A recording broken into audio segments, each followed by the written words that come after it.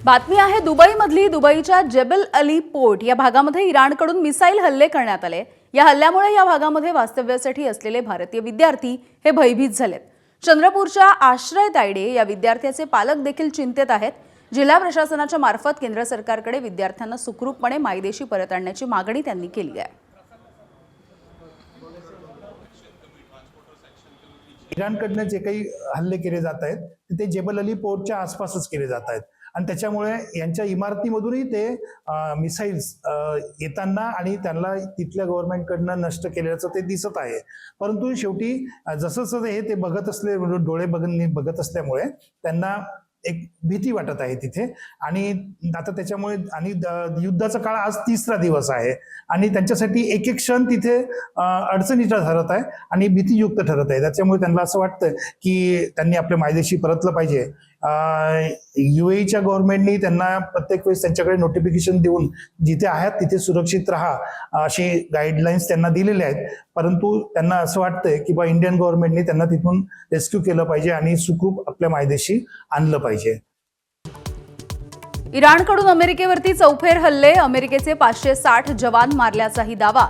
तर इस्रायल आणि अमेरिकेच्या हल्ल्यामध्ये इराणचे 500 जण मारले गेल्याची माहिती. आखातामध्ये अडकलेल्या भारतीयांसाठी लवकरच मोठं ऑपरेशन राबवणार. नौदल आणि वायुदल अलर्टवर. देशभरातील 30,000हून अधिक नागरिक युद्धक्षेत्रामध्ये अडकल्याची माहिती. इराणकडून भुयारामधून अमेरिका आणि इस्रायलच्या तळांना लक्ष. तर शाहेद 136 क्षेपणास्त्र सोडत असल्याचा व्हिडिओ देखील जारी. आखाती देशामधील युद्धाचा व्यापाराला फटका. JNPA बंदरामध्ये 150 कोटींचा शेतमाल अडकला. येत्या 2 ते 3 दिवसांमध्ये युद्ध न थांबल्यास व्यापाऱ्यांचं मोठं नुकसान होण्याची शक्यता. युद्धाचा विमान वाहतुकीवरती देखील परिणाम. एअर इंडियाकडून आखातामध्ये जाणाऱ्या विमानांची उड्डाणं रद्द. अनेक प्रवासी अडकले. विमानसेवा विस्कळीत झाल्यामुळे 3 लाख नागरिकांना फटका.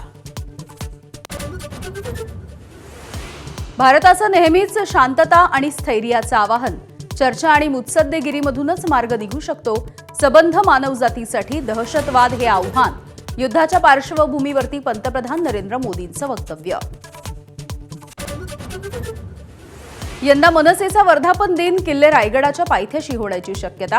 अविनाश जाधव आणि संदीप देशपांडेंकडून रायगडाच्या पायथ्याशी पाहणी.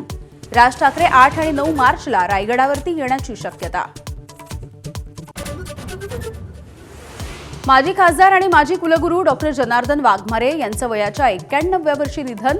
औसा तालुक्यामधल्या कवठ्यामध्ये उद्या अंत्यसंस्कार. शिक्षण, समाजकारण आणि सार्वजनिक जीवनामधील ज्येष्ठ, अभ्यासू आणि वैचारिक नेतृत्व काळाच्या पडद्याआड गेल्याची भावना.